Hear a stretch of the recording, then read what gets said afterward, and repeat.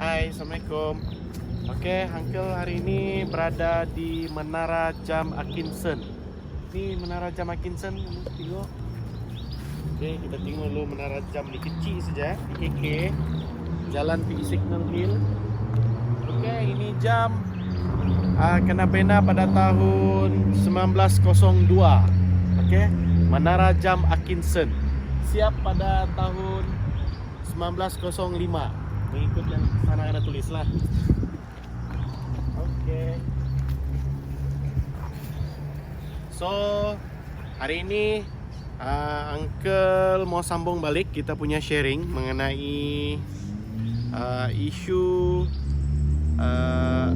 kes-kes syariah, terutamanya mengenai hibah. Jadi Uncle hari ini mau explain lebih dalam sikit pasal hibah ni kan. So yang first time jumpa Uncle perkenalkan diri. Nama Uncle Sufian Ismail, merupakan pengamal perundangan syariah di negeri Sabah. Jadi hari ini Uncle mau explain lagi. Banyak yang tanya lagi. Dia cakap apa tu hibah. Okey, sekarang ni banyak yang tahu apa itu wasiat. Kan ramai orang tahu apa tu wasiat. So hibah dan wasiat ni dia macam adik-beradik, lebih kurang sama. Bezanya wasiat dia ada limit harta yang perlu dibagi. Yang kedua, wasiat ni dia cuma boleh bagi kepada ahli bukan waris. Kadang-kadang Uncle cakap ni ahli bukan waris ni ramai lagi yang dah faham. Paling senang cerita macam inilah. Apabila yang pembagi harta tu mau buat wasiat, wasiat ni yang paling boleh bagi kepada anak angkat, cucu, menantu. Yang itu saja yang boleh bagi wasiat. Maksudnya orang yang bukan waris. Tapi dalam hibah ni, dia macam wasiat, tapi dia boleh bagi siapa saja. Tidak kisahlah orang tu anak kah, cucu kah, bini kah, mama kah, bapa, ataupun orang Islam kah, bukan Islam, dia boleh bagi. Kalau tadi wasiat tu dia hanya limit 1/3 harta, untuk hibah ni dia tiada limit. Berapa harta yang dia ada, dia boleh hibahkan semasa hidup. So kalau kamu faham wasiat, senanglah untuk kamu faham hibah. Cuma hibah ni dia special. Apa yang spesialnya? Kalaulah wasiat tu ada limit berapa sahaja boleh dibagi, hibah dia tiada limit. Paling senang mau ceritanya, hibah dengan wasiat adik-beradik. Cuma lain sikit disebabkan hibah ni dia lebih terbuka dia punya instrumen ni.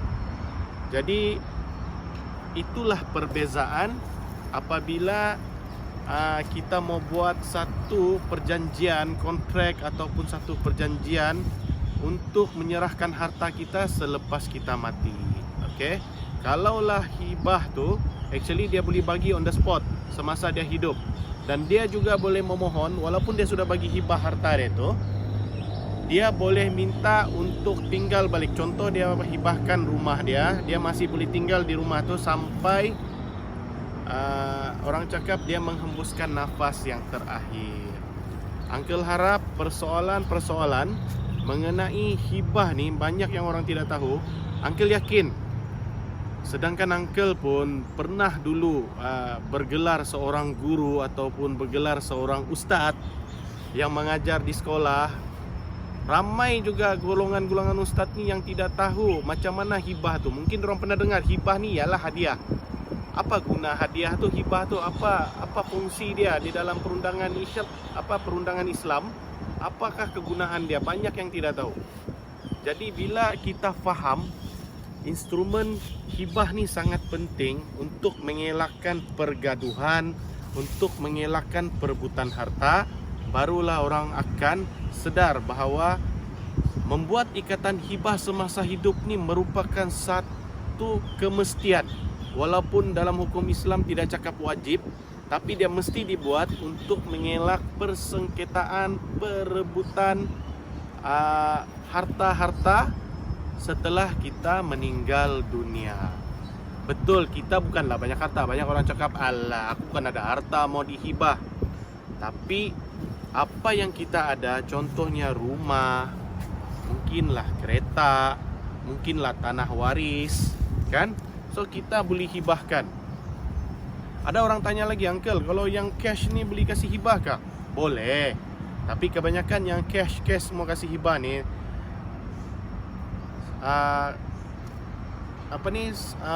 kadang-kadang institusi keuangan yang bagi cash tu, contoh macam tabung haji, orang pun sudah ada instrumen hibah.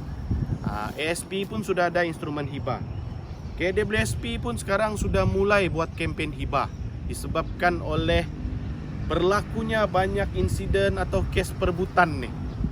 Jadi selain daripada harta yang uncle sebutkan tadi, yang cash tu, kamu juga perlu ataupun mesti buat satu ikatan hibah untuk mengelakkan pertelingkahan ni bila kamu meninggal dunia. Tidak kisah si suami kah, si isteri kah, atau orang bujang kah, kan? Sekarang ni banyak sudah tren orang yang bujang telajak, ataupun orang yang tren memang tidak mau kahwin, kan? Apa itu? Okey, itu adalah hak pribadi masing-masing. Tapi apa yang penting adalah macam mana kamu merancang harta kamu apabila kamu sudah meninggal dunia. Jadi masa hidup ni lah kamu bikin, sebab kita tidak tahu bila kita meninggal. Ada orang cakap, aku muda lagi, nantilah tua-tua, nanti baru aku buat. Sedar tidak sedar, minggu depan rupanya jalan. Sebab apa? Mungkin accident kah, mungkin apa kah, kita tidak tahu. So selagi kita ni masih hidup, masih bernafas, masih sehat, masih berfikiran waras, adalah lebih baik kita merancang keuangan kita dengan membuat satu ikatan hibah. Kenapa saya mesti memilih hibah daripada wasiat? Okey, sebab yang macam uncle cakap tadi, wasiat ni dia ada limitation berapa peratus sahaja harta yang kamu boleh wasiat. Dan satu lagi, kamu tidak boleh wasiat harta kamu kepada isteri yang kamu tersayang. Dan kamu tidak boleh wasiat terhadap anak-anak kamu. Betul. Kenapa uncle cakap tidak boleh? Kalaulah semua ahli waris tu setuju, wasiat ni boleh jalan. Tapi selalunya wasiat ni jarang dipersetujui oleh ahli waris. Jadi menyebabkan kekangan untuk membuat satu ikatan wasiat terhadap ahli waris. Jadi itulah sebabnya hibah ni merupakan satu instrumen untuk membolehkan si penghibah atau si pemberi harta ni kepada orang yang tersayang. Kebanyakan orang mau bagi something ni kepada orang yang paling dekat, bah. Selalu yang paling dekat ni adalah isteri dan anak. Kalau wasiat, dia hanya valid terhadap anak angkat, itu yang paling dekat lah. Selain daripada tu cucu, menantu ataupun orang yang bukan ahli waris. Sebab kebanyakan orang ni susah mau faham siapa bah ahli waris ni, siapa bah ahli waris. Ahli waris ni dia berbeza mengikut keadaan keluarga tu. Dalam satu perkataan lah, apa kita boleh definisikan hibah? Hibah ni sama macam wasiat, tapi dia lagi special. Dia boleh bagi sama siapa-siapa, dia boleh bagi berapa banyak. Itulah hibah. Hibah tu hadiah lah, betul? Betul, hadiah. Hadiah yang diberikan disebabkan oleh kasih sayang tanpa mendapat apa-apa imbuhan. Itulah hadiah tu, tiadalah orang boleh persoalkan. Kau bagi hadiah, manalah orang boleh persoalkan kau bagi hadiah dengan siapa? Yes, yang paling penting apa? Apabila kamu sudah menetapkan harta tu untuk dihibahkan, apabila kamu sudah meninggal, harta tu bukan jadi harta pusaka. Itu yang penting. Sebab apa? Yang menjadi pertikaian selalu harta pusaka. Tapi harta tu bila kamu hibahkan, dia sudah bukan jadi harta pusaka. Oh, ini untuk mengelak dia jadi jatuh kepada harta pusaka lah. Betul. Bila ada harta pusaka ni yang selalu ada rebut-rebut ni. Okey, apa contoh harta yang boleh dihibahkan? Harta tidak alih dan harta alih. Harta tidak alih ni, contoh yang tidak boleh dialih ni, macam rumah, tanah, bangunan. Itulah yang paling bagus untuk dihibahkan.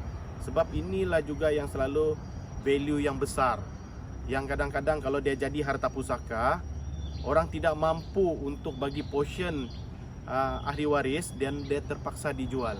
Harta tidak alih ni contoh macam kereta, boleh beralih kan? Cash ataupun saham-saham ataupun simpanan di mana-mana. Orang cakap orang sekarang ni suka apa tu?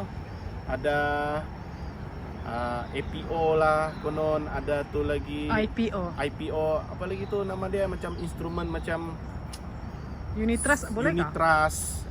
Yang ini berbentuk kecairan ni merupakan satu harta tidak alih. Okey. Harta alih yang boleh beralih-alih lah maksud dia. Sorry. Silap sudah uncle.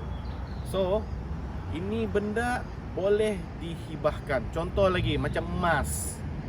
Juga boleh dihibahkan. Kadang-kadang emas ni, ibu ni banyak emas. Banyak ni, berkilo-kilo emas dorang. Jadi, dia sudah boleh hibah sebab kalaulah emas ini tidak dihibahkan secara spesifik, apa jadi apabila dia jadi harta pusaka, benda ni mesti di value. Sebab setiap gelang cincin ni berlainan price. Agak mustahil mau orang cakap dibahagi, digunting-gunting untuk bagi mengikut portion. Apa yang boleh dibuat adalah valuation dia balik, berapa nilai dia, dan dibahagi mengikut faraid bila dia jadi harta pusaka. Tapi bila kamu hibah, kamu boleh cakap, okey, ini gelang mama yang satu ni bagi sama anak ini. Okey, ini gelang yang satu ni boleh bagi sama yang satu ni. So, maksudnya harta yang bakal kita mau bagi itu, kita boleh bagi directly kepada orang yang kita mau. Contoh, anak pertama dapat gelang satu, anak kedua dapat gelang dua. Kadang-kadang kita tahu gelang tu berlainan gram, berlainan berat, berlainan harga.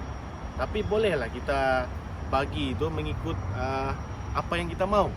Tapi mama tu, yang mama mau kasih gelang-gelang tu, dia taklah boleh buat kampung-kampung cakap-cakap mulut je kan. Dia kena buat ikatan hibah secara proper. Iya, maksud dia kena buat satu ikatan hibah dengan pengamal perundangan untuk mesti dokumen tu lengkap. Ada saksi-saksi, ada dokumen terhadap emas tersebut kan. Dah boleh cakapin mulut sajalah. Sebab itulah apabila dokumen tu tidak lengkap, perkara hibah atau wasiat atau mana-mana ni boleh dicabar di mahkamah. Sebab ada makcik-makcik bilang, aku sudah kasih bani hibah tapi siapa yang sign makcik? Ketua kampung, dia bilang. Okey, benda begini dia tidak boleh dipandang ringan sebab hibah ni dia melibatkan satu rukun hibah yang perlu dipenuhi. Di mana rukun hibah ni perlu ada pemberi, perlu ada penerima, perlu ada ijab, perlu ada kabul, perlu ada qobat. Adakah kamu mengetahui semua rukun hibah? Macam nikah pula tu kan ada rukun-rukun. Ya, mesti ada rukun hibah. Kalau tidak lengkap rukun hibah, maka hibah tu boleh dicabar. Maksudnya boleh silap-silap. Hibah yang kita harap-harapkan tu apabila dia dicabar dan hakim telah menetapkan, dia cakap, oh ini bukan hibah, ini harta pusaka. Jadi habislah, dia terpaksa diagih-agihkan mengikut faraid. Oh, jadi kalau makcik-makcik, mak-mak tu mungkin bolehlah kita kasih advice dia kan. Betul. Supaya ndaklah dia buat kampung-kampung. Kan Ya. kalau mamak-mamak ni kan dorang selalu buat macam kampung-kampung je. So kena buatlah satu ikatan hibah tu secara proper. Tidak boleh kampung-kampung, mesti buat betul-betul punya. Okey, mungkin dalam masa yang sedikit kita mau dengar lah apa ni. Jangan lupa tekan butang share. Sudah dengar ilmu ni.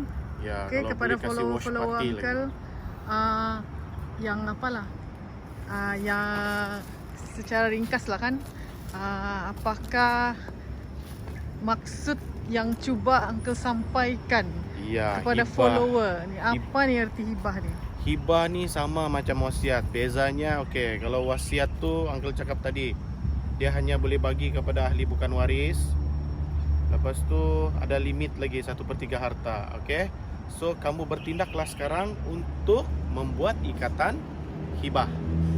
Okey, kita jumpa lagi. Uncle ucapkan wabillahi taufik wal hidayah. Wassalamualaikum warahmatullahi wabarakatuh.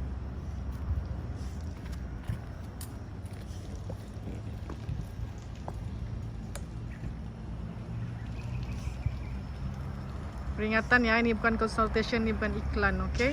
Assalamualaikum.